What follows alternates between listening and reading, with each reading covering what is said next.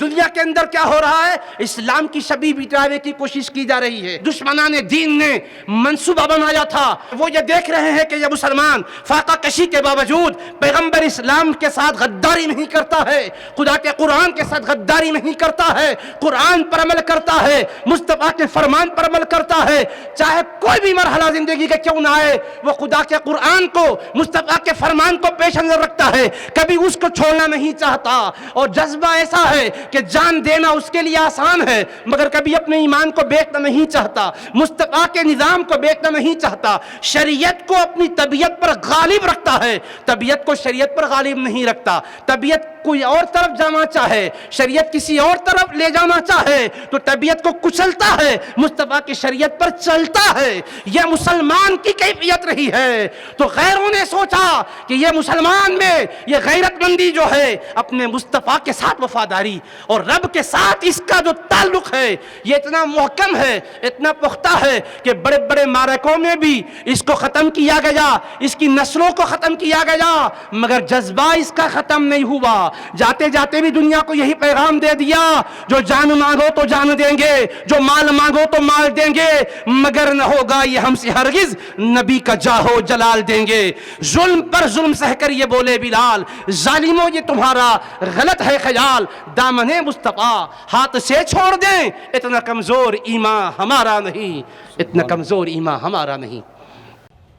مسلمان ہر دور میں اپنے ایمان کے ساتھ، اپنے قرآن کے ساتھ، اپنے حبیب کے فرمان کے ساتھ، علم و عرفان کے ساتھ، پوری توانائی کے ساتھ جیتا رہا، جس کی وجہ سے دنیا کو ایک پیغام مل گیا کہ تم ان کو مٹا نہیں سکتے، اس لیے کہ یہ وہ ہیں کہ جو اپنے مٹنے کو زندگی سمجھتے ہیں، کہ قرآن کو مٹتا ہوا نہیں دیکھ سکتے۔ کربلا نے بھی اس حقیقت کو بتا دیا تھا۔ امام علی مقام نے، اہل بیت اطہار کے نفوس قدسیہ نے اپنی جانوں کے نذرانے دیے، مگر مصطفیٰ کے دین کو پامال ہونے نہیں دیا۔ اپنے گھرانے کے ایک ایک فرد کو کٹتا ہوا دیکھا، مگر مصطفیٰ کے فرمان کو کٹتا ہوا دیکھنا گوارا نہ کیا۔ یہ ہمارے سامنے اسوہ ہے، یہ ہمارے سامنے قدوہ ہے۔ تو مسلمان اسی قوت کے ساتھ دنیا میں جی رہا ہے۔ تو دشمنان دین نے دیکھا ان کو اگر ہم شکست سے دوچار کرنا چاہیں تو کیسے دوچار کریں گے، قرآن سے ان کا رشتہ کیسے توڑیں گے، پیغمبر اسلام سے ان کا رشتہ کیسے توڑیں گے۔ انہوں نے خوب غور کیا تو ان کے دماغ میں، ان کے ذہن میں بات آئی کہ یہ جن ماؤں کا دودھ پیتے ہیں، ان کی مائیں بڑی حیادار ہوتی ہے، بڑی غیرت مند ہوتی ہے، بڑی وفاشیار ہوتی ہے۔ کیسے؟ میں ایک حدیث پاک آپ کے سامنے رکھتا ہوں تاکہ ماؤں کی حیا بھی آپ کو معلوم ہو جائے۔ میرے آقا کا مبارک دربار ہے، ایک صحابیہ ام خلاد رضی اللہ عنہ نامی آقا کی بارگاہ میں حاضر آئی، اور حال یہ کہ ان کے صاحبزادے کسی معرکے میں شہید ہو چکے تھے۔ تو اپنے جوان صاحبزادے کی وفات کی خبر سننے کے بعد صدمے سے نڈھال ہو کر آقا کی بارگاہ میں حاضر ہوئی، اور حال کیا ہے؟ چہرے پر نقاب ہے، مکمل حجاب کے ساتھ آئی ہے، پورا پردہ کی ہوئی ہے، مکمل پردہ ہے، حجاب بھی ہے، نقاب بھی ہے، جلباب بھی ہے، پورے کے پورے پردے کے ساتھ آئی ہے، اور حضور علیہ السلام سے اپنے صاحبزادے کے بارے میں پوچھ رہی ہے۔ میرے آقا، میرا بیٹا جو شہید ہو گیا اس کو اجر کس قدر ملے گا، یہ پوچھ رہی تھی۔ اس سے پہلے ایک صحابی نے کہا، تسألینا عن ابنکی وانت منتقبۃ، اے خاتون تمہارا عجیب حال ہے کہ تم نے اپنے صاحبزادے کو کھو دیا، جواں بیٹا رخصت ہو گیا، غم سے نڈھال حالت میں آئی، مگر چہرے کا نقاب نہیں ہٹا ہے، چہرے پر برابر نقاب ڈالی ہوئی ہے، حجاب پورا کا پورا تمہارے بدن کو ڈھانکے ہوئے ہے۔ میں تمہاری اس حالت پر حیران ہوں کہ اس غم کی حالت میں بھی تم نے نقاب نہیں چھوڑا ہے، تم نے اپنے پردے کو رخصت نہیں کیا ہے، آخر سبب کیا ہے بتاؤ۔ تو وہ صحابیہ کا جواب سنو۔ ام خلاد، غیرت مند ماؤں سے پیدا ہونے والی اولاد یقیناً انقلاب برپا کرتی ہے دنیا کے اندر۔ وہ غیرت مند خاتون کہنے لگی، ان کے جملے آج بھی سنن ابو داؤد شریف میں جگمگا رہے ہیں جیسے آسمان میں تارے جگمگاتے ہیں۔ انہوں نے نہایت ہی اطمینان کی کیفیت میں جواب دیا، ان عذرا ابنی فلن عذرا حیائی۔ کیا کہا؟ اگر میں نے اپنے بیٹے کو کھویا ہے تو کیا میں اپنی حیا کو کھو دوں؟ میں اپنے بیٹے کے وفات کی وجہ سے صدمے سے دوچار ہوئی ہوں تو اپنی حیا کو کھو کر میں صدمے سے دوچار نہیں ہو سکتی، اسی لیے میں حیا کی خاطر یہ پردہ کی ہوئی ہوں۔ سبحان اللہ، سبحان اللہ۔ وہ جن کے درمیان نقاب اوڑی ہوئی تھی وہ کون تھے؟ یہ وہ حضرات تھے جن کے بارے میں قرآن فرماتا ہے اولئک الذین امتحن اللہ قلوبہم للتقوی، یہ وہ ہستیاں ہیں اللہ نے ان کے دلوں کو تقوی کے لیے چن لیا ہے، وہ اصحاب مصطفیٰ ہیں۔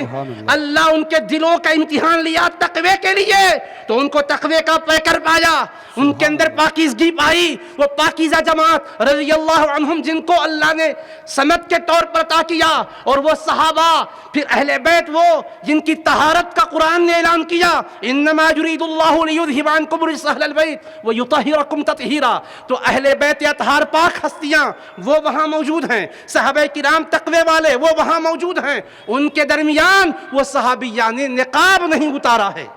ذرا سوچئے گا، آج لوگ کہتے ہیں آنکھوں کا پردہ ہے، بھائی آنکھوں میں پردہ ہونا چاہیے، نیتوں کو ہم دیکھتے ہیں پاکیزہ نیتیں ہیں، صاف نیتیں ہیں، ان سے بڑھ کی صاف نیت والے کون؟ وہ صحابہ سے بڑھ کے پاک نیت والے آج کے دور میں ہیں کیا؟ وہ پاک ہستیاں اہل بیت سے بڑھ کر کے آج ہیں؟ مگر میرے آقا نے فرمایا تھا حیدر کرار کو خطاب کر کے یا علی لا تتبع النظرة النظرة فإن لك الأولى وليس لك الآخرة، اے علی مرتضیٰ دنیا کو بتاؤ کہ اگر کسی اجنبی پر نظر پڑ جائے تو نظر جماؤ نہیں، پہلی نظر جو اتفاقاً پڑ گئی معاف ہے، بعد کی نظر پر پکڑ اور گرفت ہے، نظر کے بعد دوسری نظر ڈالنا حرام ہے۔ میرے آقا نے فرمایا ایک بدنگاہی جو ہوتی ہے وہ زہر میں بجھا ہوا شیطان کا تیر ہوتا ہے، شیطان کا تیر وہ بھی زہر میں بجھا ہوا کتنا نقصان دہ ہو سکتا ہے آپ اندازہ کیجیے۔ یہ تو تعلیم ہے رسول پاک کی۔ اب میں کہنا چاہتا ہوں یہ کہ وہ صحابیہ نے حیا کا اتنا خیال کیا کہ صاحبزادے فوت ہو گئے، شہید ہو گئے، آئی ہیں پوچھنے کے لیے، تب بھی انہوں نے اپنے نقاب کو نہیں چھوڑا۔ لوگ کہتے ہیں بھی نقاب ہے نہیں قرآن حدیث میں، تم نے نہ قرآن پڑھا ہے نہ حدیث پڑھی ہے۔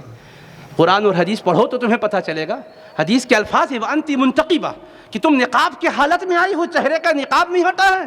کہنے لگی میں نے اپنے فرزند کو کھویا ہے، میں اپنی حیا کو ہرگز نہیں کھوئی ہوں، میں اپنی حیا پر کوئی مصیبت کو برداشت نہیں کر سکتی، بیٹے پر مصیبت آئی ہے، صدمہ میں سہ رہی ہوں، میرے آقا خوشخبری سنائیں گے کہ کتنا اجر ملے گا، تو میرے آقا خوش ہو کے فرمانے لگے تمہارے بیٹے جو شہید ہوئے ان کو 2 شہیدوں کے برابر اجر ملے گا۔ کتنا؟ 2 شہیدوں کے برابر اجر۔